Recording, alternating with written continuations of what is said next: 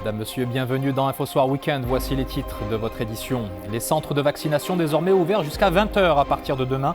De quoi contrer la flambée des cas de contamination au coronavirus. Près de 5500 en 24 heures. Les bénévoles de la Fondation Mohamed VI pour la protection de l'environnement mobilisés sur les plages de Dakhla depuis le début de l'été. Ils font la chasse aux déchets plastiques. Dans notre rubrique Santé Bien-être, nous découvrirons les bienfaits attribués au Reiki, une pratique nippone qui agit sur les énergies du corps et de l'esprit. Enfin, l'invitée culturelle de ce samedi est la chanteuse du groupe de Casablanca Street Cats, Nawal Lamrini, nous racontera les coulisses de leur premier album. Et on débute avec l'annonce par le ministère de la Maison Royale du Protocole et de la Chancellerie du report de toutes les activités, festivités et cérémonies prévues à l'occasion du 22e anniversaire de l'accession de Sa Majesté le roi Mohamed VI au trône de ses glorieux ancêtres. Cette décision, prise au regard de la poursuite des mesures préventives imposées par l'évolution de la situation sanitaire, concerne la cérémonie de réception que préside Sa Majesté le roi, la cérémonie de prestation de serment des officiers lauréats des différentes écoles et instituts militaires, paramilitaires et civils, ainsi que la cérémonie d'allégeance à Emir Mouminin, mais également tous les défilés et manifestations auxquels assistent un grand nombre de citoyens. Il est précisé par ailleurs que le souverain adressera un discours à la nation. Et pendant ce temps, la campagne nationale de vaccination monte en régime, déjà opérationnelle 7 jours sur 7. Les centres de santé resteront ouverts jusqu'à 20h et ce à compter de demain. De quoi accélérer sensiblement le rythme des personnes traitées. Le récit de Rizlan Taïbi sur un reportage à Rabat de Bouchrara et Youssef Lotfi. Sheima est depuis le 17 juillet éligible au vaccin. Âgée de 32 ans, elle est venue se faire piquer pour la première fois dans ce vaccinodrome de Salé, où l'affluence est moins importante les week-ends. Je préconise à tout le monde de se faire immuniser contre le virus afin de se protéger. Ce centre reçoit chaque jour près de 500 personnes. L'opération de vaccination, élargie aux citoyens de plus de 30 ans, depuis la semaine dernière, se passe à un rythme soutenu. Certaines catégories de personnes ne peuvent pas se faire vacciner, comme les personnes qui ont fait un choc anaphylactique lors de la première dose, les femmes enceintes, ainsi que les femmes allaitantes. Le Maroc ambitionne d'immuniser plus de 30 millions d'habitants de manière gratuite, en vue de réduire puis éliminer les cas de contamination et les décès dus au coronavirus. Et ces personnes vaccinées aujourd'hui portent à 9,7 millions les patients qui ont reçu les 2 doses du sérum anti-Covid sur quelques 11,7 millions traités. Et la prudence est plus que jamais de mise au regard de l'explosion des cas de coronavirus relevés dans le royaume au cours de ces dernières 24 heures. Près de 5500 personnes infectées ont été recensées contre à peine 1604 guérisons. Le nombre des décès s'élève à 23 sur la même période. Et je me tourne à présent vers le docteur Driss Hargan. Bonsoir et bienvenue. Vous êtes anesthésiste et réanimateur à l'hôpital Sidi Atman de Casablanca. Le nombre de contaminations de ce soir interpelle près de 5500 cas, je le disais. Qu'est-ce que cela dit de l'évolution de l'épidémie dans notre pays? Bonsoir, M. Wadi Awad Dadda. Donc, ces chiffres, 5500 cas par jour, c'est un chiffre énorme, ça parle de lui-même. Il y a 2-3 semaines, on n'enregistrait pas ces chiffres, on enregistrait à peine 200-300 cas par jour. Donc, dans 2-3 semaines, on va, avec ces chiffres-là, crescendo, on va arriver à saturer nos réanimations. Donc, cette variante de Covid Delta, il a la caractéristique principale qu'il se propage rapidement, 10 à 15 fois que la variété initiale britannique. Et la deuxième caractéristique, qu'il touche beaucoup plus la tranche d'âge 30, 40, 50 ans, donc des jeunes qui se déplacent. Et avec Aïl Kbir et les déplacements des gens, les regroupements familiaux et la rentrée de nos concitoyens d'étrangers, ça a favorisé la flambée des cas et on arrive à ces 5500 cas. Docteur, en plus du caractère plus contagieux, est-ce que ce variant Delta s'attaque à un public différent et plus spécifique? Tout à fait, c'est ce que je viens de dire tout à l'heure. Ça touche beaucoup plus les jeunes sans comorbidité, surtout des jeunes 30, 40, 50 ans qui sont obèses et qui se déplacent. Donc c'est une variante qui touche la tranche d'âge jeune qui n'ont pas d'antécédents et n'ont pas de comorbidité. Et également les personnes, j'imagine, qui ne sont pas vaccinées d'un certain âge. Cela veut donc dire, docteur, qu'il faut encore et toujours faire plus attention. Tout à fait. Donc, les deux seules manières pour casser et briser cette chaîne de contamination, donc les mesures barrières, donc il faut toujours les mettre à jour. Donc, le port des masques, le lavage des mains avec des solutions hydroalcooliques et bien sûr les mesures de distanciation. Et j'insiste avec un grand V souligne en rouge sur la vaccination pour arriver à une immunité de masse pour tout le peuple, pour arriver à une immunité d'au moins 80% de la population marocaine. Donc j'invite à travers vous tous les jeunes pour qu'ils participent à la vaccination, d'autant plus que le ministère a annoncé que les centres de santé vont être ouverts jusqu'à 20h, 7 jours sur 7. 7 jours sur 7 et pour les personnes à partir de 30 ans. Merci beaucoup, docteur Driss Hergan. Je rappelle que vous êtes anesthésiste et réanimateur à Casablanca. C'est moi.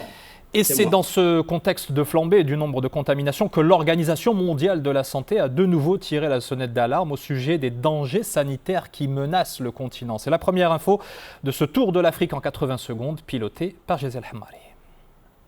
Mobiliser de nouveaux lits pour accueillir des patients Covid, l'Afrique se prépare à affronter une nouvelle vague épidémiologique. Le variant Delta continue de se propager, poussant l'OMS à appeler les pays à accélérer la vaccination. Jusqu'à présent, 20 millions d'Africains ont été entièrement traités, soit 1,5% de la population du continent. En Tunisie, c'est 6 mois de plus pour l'état d'urgence et ce jusqu'au 19 janvier 2022. Reconduit sans coupure depuis 2015 après une attaque terroriste, il prévoit notamment l'interdiction des grèves et des réunions. Au moment où le pays fait face à une flambée des cas de Covid-19, cette décision devrait faciliter le travail des forces de l'ordre et des personnels de santé.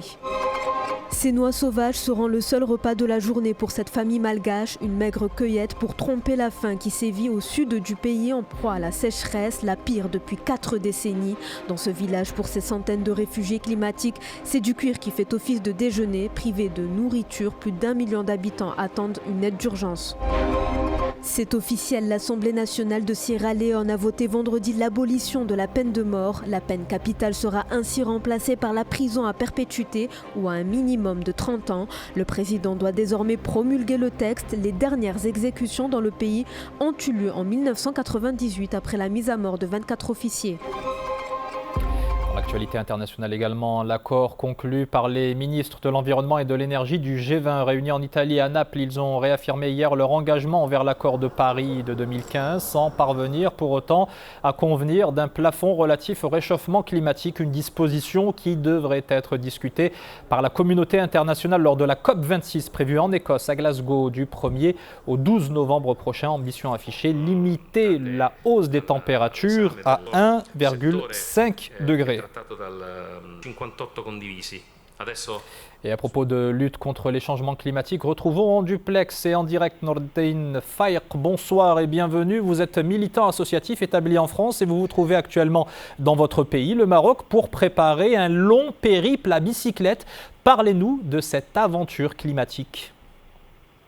Bonsoir, merci beaucoup. Effectivement, je compte dès le 7 octobre à faire un voyage de Paris jusqu'au Cap-Vert et je vais avoir le plaisir de passer chez vous au Maroc, dans mon pays, par Ceuta, Tanger, Rabat, Casablanca, Marrakech, Essaouira, Agadir, Laayoune et Dakhla.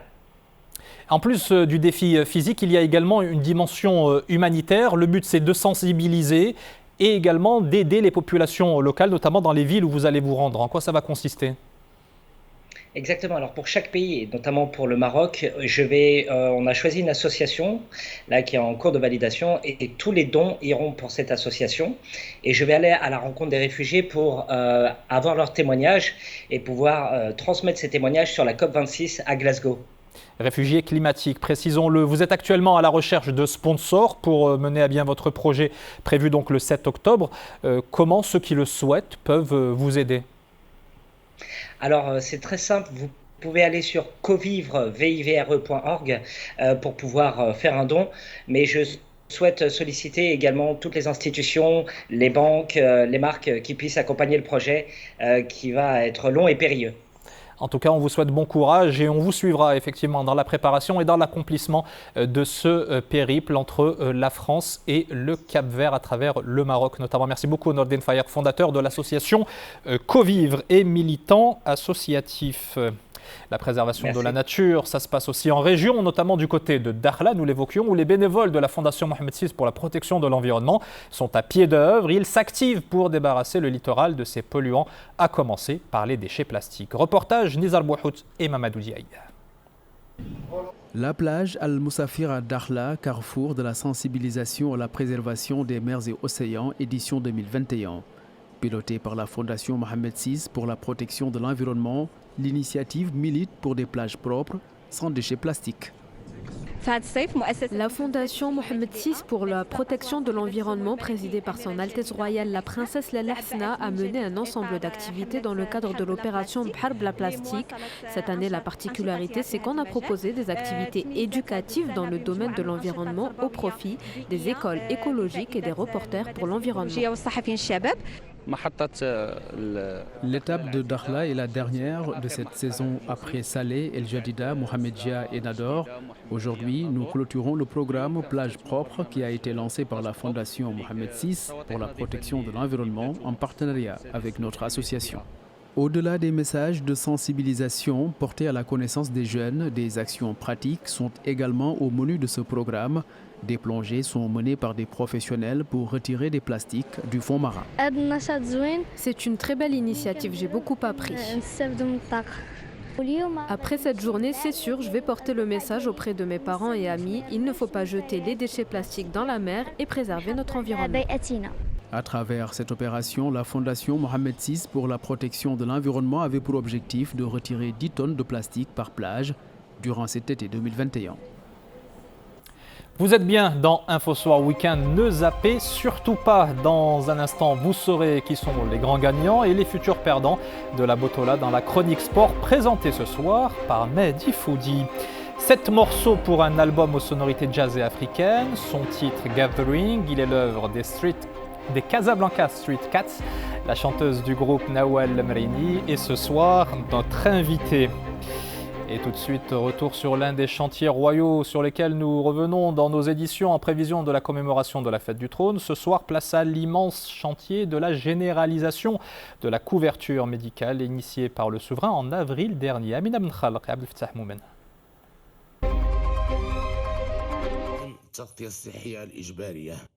Un projet national majeur d'une nature inédite. C'est ainsi que Sa Majesté le roi Mohamed VI a qualifié la généralisation de la couverture sociale dans son discours prononcé le 9 octobre 2020 sous la coupole. Un chantier royal pour les 5 prochaines années. Parmi ses priorités, faire bénéficier 22 millions de personnes supplémentaires de l'assurance maladie obligatoire d'ici fin 2022.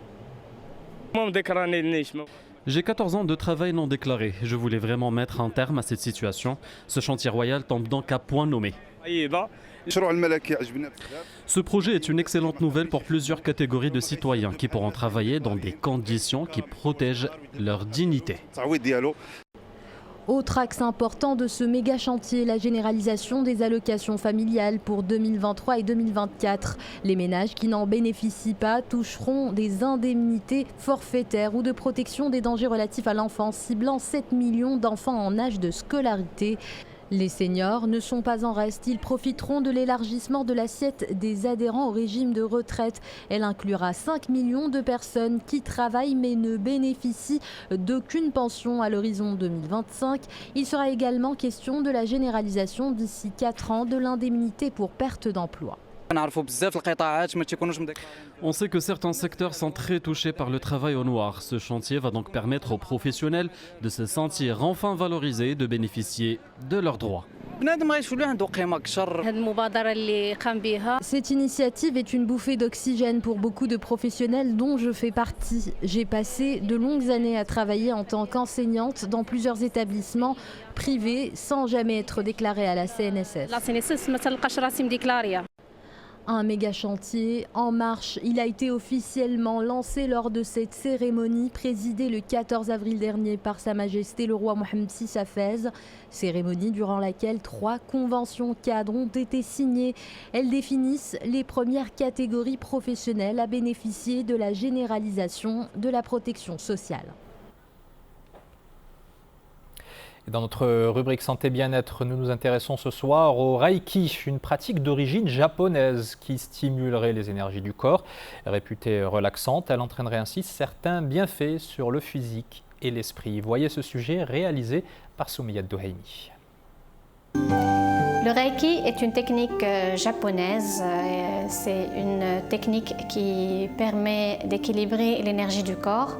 C'est une technique qui vient du Japon. Donc toujours avant de commencer la séance de Reiki, on se connecte avec l'énergie universelle. Cette énergie Reiki, qui est une énergie très intelligente, elle va partir là où on a le plus besoin. Elle va recharger cet espace de notre corps d'énergie vitale. Et ça c'est non seulement par rapport aux douleurs, mais aussi par rapport aux émotions. Quand on est une personne qui est peut-être très colérique, donc on perd beaucoup d'énergie. Donc ça permet de relâcher le corps et de lui donner toute l'énergie vitale dont il a besoin pour pouvoir permettre au corps d'être en harmonie et d'avoir un esprit beaucoup plus clair et surtout de pouvoir vivre connecté avec l'instant présent, ici et maintenant. Avant la séance, je me sentais un peu stressé, mais là, je sens que je suis plus équilibré et que l'énergie circule à nouveau de façon harmonieuse dans mon corps.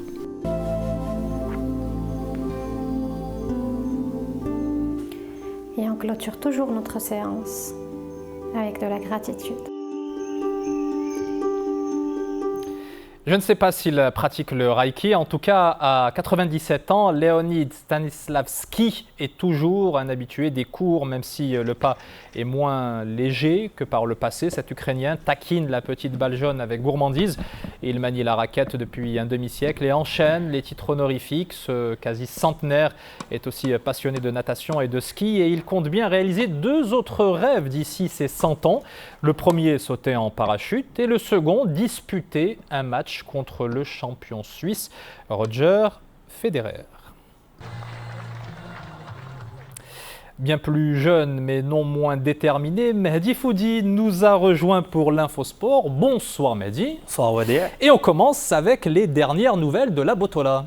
Le podium est désormais connu, Wadi. Pourtant, il est resté inchangé depuis plusieurs journées. Le Wydad champion et son dauphin, le Raja, ont décroché les 2 premiers tickets continentaux. Ils défendront le drapeau marocain en Ligue des champions de la CAF la saison prochaine. C'est l'AS FAR de Rabat qui s'est assuré la 3e place qualificative pour la Coupe de la CAF. Les militaires marqueront leur grand retour en Afrique après plus de 7 ans de disette. Il faut savoir aussi que la lutte pour le maintien fait rage en bas du tableau. Il faudra attendre la 30e journée et dernière pour connaître les 2 clubs relégués en 2e division. Une graine de championne maintenant. Elle est athlète olympique à tout juste 12 ans, Wadi. Aussi incroyable que cela puisse paraître, elle s'appelle Hind Zaza et nous vient de Syrie. Cette pongiste est devenue aujourd'hui la plus jeune participante aux Jeux Olympiques depuis 1968. La Syrienne a disputé ce matin le premier tour du simple féminin du tennis de table. Son adversaire est en revanche l'une des plus âgées de cette édition. Il s'agit de la championne d'Europe en 2005, Liu Jia. Du haut de ses 39 ans, l'Autrichienne s'est mesurée à une athlète à peine plus âgée que son propre fils. Elle n'a pas trébuché d'ailleurs pour l'écarter au bout de 24 minutes de jeu. La défaite de Hind Zaza n'est pas aussi décevante que vous l'imaginez. Elle en a même profité pour demander un selfie à son adversaire. Sa carrière n'en est donc qu'à ses balbutiements, mais ses débuts resteront dans les annales des Jeux Olympiques. Et pour finir, du basket américain qui est aussi un petit peu marocain. Le surnom qu'il s'est choisi, Wadi, en dit long sur son appartenance au Maroc. The Moroccan Freak, de son vrai nom Mark El Asri. Il est né à Marrakech, il y a vécu pendant 6 ans avant que ses parents ne prennent la direction des États-Unis. C'est là-bas où son rêve américain s'est exaucé. Mark El Asri est aujourd'hui milliardaire et copropriétaire de la fameuse équipe des Bucks de Milwaukee. Son équipe a remporté les finals de la NBA en renversant les Suns de Phoenix. Portés par Giannis Antetokounmpo, les Bucks ont remonté un déficit de 2-0 pour l'emporter au final 4-2 dans le Game 6. Et c'est d'ailleurs Mark El Asri qui a été le premier à soulever le célèbre trophée Larry O'Brien de NBA lors des célébrations ODR. Bon, ça s'est plutôt bien passé pour une première chronique. Bien sûr, je l'espère en tout cas. Vous avez le droit de revenir demain. À demain, Mehdi, pour l'Actu Sport. Maintenant, on enfile les gants et les protège-dents pour aller retrouver le boxeur franco-marocain Nordin Oubaali. Il fête ses 35 ans dans moins de 2 semaines, dont plus de 25 passés à fréquenter les rings. Après avoir enchaîné les victoires pendant 6 années, il y a eu cette défaite il y a 1 mois, la perte de sa ceinture mondiale WBC, des coques. Mais Nordin Oubaali ne compte pas en rester là, d'abord par fierté, ensuite parce que dans la famille, on ne lui a pas appris à abandonner. Nordin Oubaali que l'on retrouve en duplex de Paris. Bonsoir et bienvenue. Première défaite, Nordin, après 18 victoires consécutives. Est-ce que c'est digéré? Bonsoir tout le monde. Évidemment, c'est digéré. Un sportif, il faut qu'il sache gagner comme perdre. Et le plus important, c'est d'avancer. Donc, on apprend de ses erreurs et c'est ce qui va me permettre de devenir encore meilleur. Vous dites que cette défaite contre le Philippin Nonito Donaire vous a fait grandir. Qu'est-ce que ça a changé chez vous? Elle m'a fait grandir tout simplement. Aussi, la crise sanitaire nous a fait beaucoup de mal, nous, en tant que sportifs, car c'était compliqué aussi de pouvoir se préparer convenablement. Mais après, aujourd'hui, on sait où on va, on sait comment on va faire pour éviter les contraintes. Mais aujourd'hui, cette défaite m'a permis de grandir et aussi de se dire toujours rester concentré. Car sur les 2 premiers rounds, c'était un combat relativement facile pour moi car je pensais que c'était le plus dur. Et indirectement, mon attention s'est démobilisée et c'est là qu'on voit qu'en boxe, sur un coup, tout peut arriver. Donc, il faut toujours rester concentré du premier au dernier round. Nordin Oubaali, vous êtes coaché par votre grand frère, Ali, lui aussi ancien champion. Est-ce que le fait de travailler en famille, ça permet de mieux amortir les coups? Je ne sais pas si c'est vrai ou pas, mais je pense pas. Je pense qu'avec mon frère, on est de la famille, mais après quand on travaille d'une manière professionnelle et on donne toujours le meilleur de soi et toujours aller chercher la performance. Vous êtes le 13e enfant d'une fratrie de 18, du même père et de la même mère. Vos aînés vous ont transmis le goût du noble art. Est-ce que vous en faites de même aujourd'hui avec vos petits frères? Moi, j'ai fait de la boxe car j'aimais ce sport et j'ai toujours voulu en faire. Et moi, mes frères, j'en ai certains qui n'en ont pas fait, d'autres en ont fait. Dans un premier temps, la boxe, c'est un sport où il faut aimer, il faut être passionné. Et quand on s'entraîne, car c'est un sport pas facile, donc il faut avoir cette envie. Et il ne faut pas le faire plaisir à une personne. Donc moi, je suis là pour motiver, accompagner, mais je ne serai jamais là pour, on va dire, forcer la personne. Mais évidemment, quand on a envie, on est tous là en soutien pour que le boxeur lui-même donne le meilleur de lui-même. Nordin, les JO, ça ne vous a pas échappé, ont débuté hier. Vous avez participé à ceux de Pékin et de Rio, en Chine et au Brésil, respectivement en 2008 et 2012. Quels souvenirs vous en gardez? Moi, mon souvenir des Jeux Olympiques, dans un premier temps, c'est un bon souvenir car les Jeux Olympiques, c'est grandiose.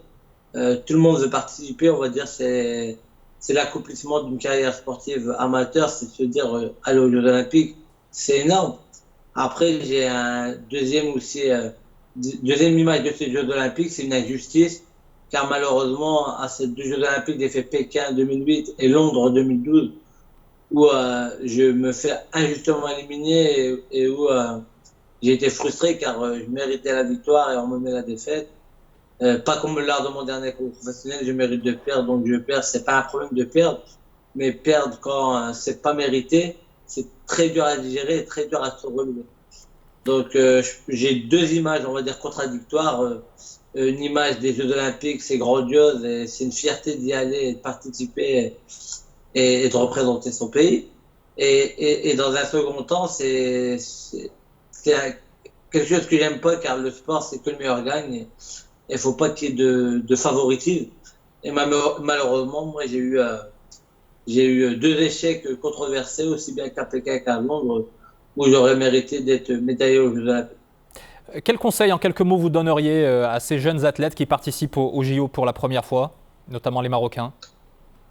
Je leur dirais tout simplement de viser loin et de donner le meilleur d'eux-mêmes et faire une chose, c'est qu'en descendant du ring, ne pas avoir de regrets. Moi, ce qui m'a aidé à avancer dans la vie, malgré ces deux échecs controversés, c'est que j'ai toujours donné le maximum de moi-même. Et quand je suis descendu du ring, victoire ou défaite, c'est que j'ai donné le meilleur de moi-même. C'est ce qui m'a permis d'avancer après pour devenir aussi champion du monde. Ma dernière question, Nordin Baali, un prochain combat est déjà en vue? Aujourd'hui, non, car je dois discuter avec mon staff après les vacances pour savoir un petit peu quelles sont les perspectives. Là, on sait qu'on est classé dans le top 3 mondial. Et le but, ça serait de rapidement se classer pour faire un championnat du monde. En tout cas, on vous souhaite beaucoup de succès et bravo vraiment parce que vous avez tenu pendant des années et je suis sûr que cette ceinture-là, vous allez aller l'arracher de nouveau. Merci Nordin Baali d'avoir été avec nous, champion de boxe franco-marocain. Merci bien. Avec plaisir. Dans notre page culturelle, nous accueillons ce soir un groupe aussi éclectique qu'original, à commencer par son nom, de Casablanca Street Cats, réunit une chanteuse et 4 musiciens de divers horizons et cela donne une fusion de sons aux accents jazzy portés par la jolie voix de Nawal Mrini. La formation musicale vient de sortir son premier album baptisé Gathering, une série de 7 morceaux au titre évocateur qui invite au voyage comme A Night in Tunisia, Softly as the Morning Sunrise ou encore Blue Skies. Et la chanteuse des Casablanca Street Cats est à nos côtés sur le plateau d'Infosoir Weekend. Bonsoir et bienvenue. On aurait bien aimé accueillir tout le groupe, mais malheureusement, on n'a pas assez de place pour cela. Première question qui s'impose, le nom de ce groupe que j'ai du mal à retenir. Je m'entraîne depuis le début de l'après-midi. De Casablanca Street Cats, ça vient d'où? Je crois que c'est vous qui l'avez choisi. C'est moi qui l'ai choisi, en concertation avec les autres membres du groupe, évidemment. Casablanca, parce que c'est dans cette ville qu'on s'est rencontrés. Et puis, la référence au mot cat, c'est parce qu'un musicien de jazz, on appelle ça un cat. Et donc, c'était un petit jeu de mots, voilà. D'accord, ça s'explique. Et le groupe, lui, s'est formé, vous êtes 5, oui. Il s'est formé en 2 temps. Racontez-nous comment ça s'est passé. Les premiers que j'ai rencontrés sont Serge Coassi à la basse et Philippe Lafont à la trompette. On a joué pendant quelques années ensemble dans des formations de cover classiques. Et puis ensuite, Jonas Bonny et Fidel Conan nous ont rejoints quelques années plus tard. Donc on va les citer effectivement. Il y a Serge Coassi donc à la basse, nationalité Côte d'Ivoire. Côte d'Ivoire. Philippe Lafont à la trompette. France. Jonas Bonny à la guitare. Côte d'Ivoire. Et Fidel Conan à la batterie. Côte d'Ivoire, c'est très ivoirien, oui. Un Français et bien sûr une Marocaine. Quand on a des horizons, puisque ces musiciens-là ont roulé leur boss avant que vous réunissiez, des horizons aussi divers, variés, comment on fait pour se retrouver, se réunir autour d'un projet artistique commun? Oui, alors nous on a choisi de faire des reprises de standards de jazz. Alors comme ce sont tous des musiciens très talentueux, et c'est pas parce que c'est les miens que je le dis, mais on avait tous cette passion pour le jazz et cette connaissance de standards qu'on a tous joué et rejoué de manière classique. Puis on a eu cette idée avec des apports de rythmique marocaine comme le gnawa, le chabi, et des influences ivoiriennes également comme le zouglou ou d'autres rythmiques d'ailleurs, comme le mbalar au Sénégal par exemple, ou le naija du Nigeria. Enfin, on a marié des rythmiques africaines et des sonorités africaines à ces standards de jazz que tout le monde connaît pour leur donner un petit coup de renouveau. Donc une base commune, le jazz et puis les influences de chacun. Malgré tout, je le disais, vous êtes 5, 4 hommes, une femme. Il faut avoir un sacré caractère pour mener 4 gars comme ça à la baguette. Je ne les mène pas. Non, on est vraiment un groupe, on s'entend vraiment très bien. On a a cette chance-là d'être vraiment complémentaires. Et vraiment, quand je le dis, les gens ne me croient pas, mais on ne s'est jamais disputé une seule fois, pour rien du tout. On arrive toujours à se mettre d'accord et c'est ça qui est super. Je pense que ça s'entend dans l'album. Absolument, ça je confirme. Alors cet album, justement, c'est 7 titres. Il s'appelle Gathering, rassemblement, on peut traduire comme ça. Comment est-ce que vous le définiriez en termes de tonalité, en termes d'atmosphère? Alors c'est un album ethno-jazz avec 7 titres qui sont une sorte d'appel au voyage en fait, parce que ça s'enchaîne dans une progression qui fait voyager d'un titre à l'autre. Ça s'écoute pour faire la fête, mais aussi pour boire un café tranquillement l'après-midi. Ou pour préparer son journal télévisé, ça marche très bien ça me fait également. Plaisir. Alors, c'est un album qui a été composé, j'ai le sentiment, pour la scène, parce qu'il y a quand même des intros qui sont très abouties, très soignées. Vous devez être hyper impatient de vous retrouver sur scène pour le proposer. Absolument, absolument. On est très impatients. Alors, on a eu la chance de faire un live avec les Free Monkeys. Ouais, les Bab Live, les images qu'on a vues le Bab Live, pour la présentation. Donc, qui sortira normalement sur la chaîne YouTube Bab Live à la rentrée. Donc là, c'était en avant-première. Absolument. Faut-il le souligner. Oui. Et en attendant, c'est tout ce qu'on peut faire, puisque comme vous le savez, les festivals et toutes les scènes sont closes pour le moment. Mais il n'y a pas de date prévue pour l'instant? Pour l'instant, non. Aucune. En plus, vous êtes 5, donc ça ne fait que rendre encore plus délicate l'opération. Alors, il y a des morceaux également qui sont très visuels, avec des titres notamment évocateurs. Est-ce qu'il est prévu de réaliser des clips pour agrémenter ces morceaux? Oui, absolument. Alors, comme le live que nous avons fait sur YouTube, il y aura également des clips, puisque nous travaillons sur un nouvel album, cette fois-ci de chansons originales, toujours dans le même esprit, dans la même couleur musicale, mais cette fois-ci, ce seront nos chansons, toujours en collaboration avec les Free Monkeys, et effectivement, il y aura des clips à ce moment-là. Tournée, on sait déjà où, ici, au Maroc? Ici, oui. Ici, au Maroc. Bon, on est impatient de voir ça. Dernière question, vous me disiez tout à l'heure, pendant qu'on échangeait avant de se retrouver sur le plateau, vous collaborez également avec d'autres musiciens. Comment ils le vivent, les Casablanca Street Cats? Très bien. Alors, on est tous issus de plusieurs formations. Ouais. Oui, donc non, ils ne le vivent pas comme une trahison, heureusement. Alors, on les cite, donc, parce que vous avez d'autres projets artistiques, c'est ça avec, Oui, à venir très prochainement. J'ai collaboré avec le groupe FSE pour un EP de 3 titres qui va sortir vraiment très prochainement, et également avec un très grand producteur et ami, Thomas Aymar, son nom d'artiste c'est Nourad. Un album électro qui va être super, vous allez voir, c'est une promesse.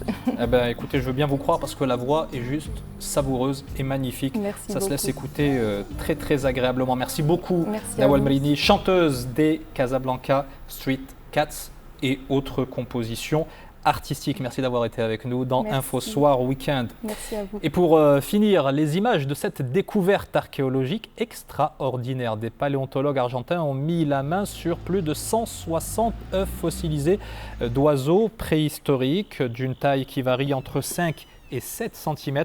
Ils seraient vieux de 85 millions d'années. Ils ont été trouvés par hasard pendant les travaux de rénovation de l'université de la Comahu. C'est à 1100 km au sud de la capitale Buenos Aires. Il me reste à vous rappeler l'une des principales informations de ce samedi 24 juillet, le report de toutes les activités, festivités et cérémonies prévues à l'occasion du 22e anniversaire de l'accession de Sa Majesté le roi Mohamed VI au trône de ses glorieux ancêtres. Décision prise en considération des mesures préventives imposées par l'évolution de la situation sanitaire au Maroc.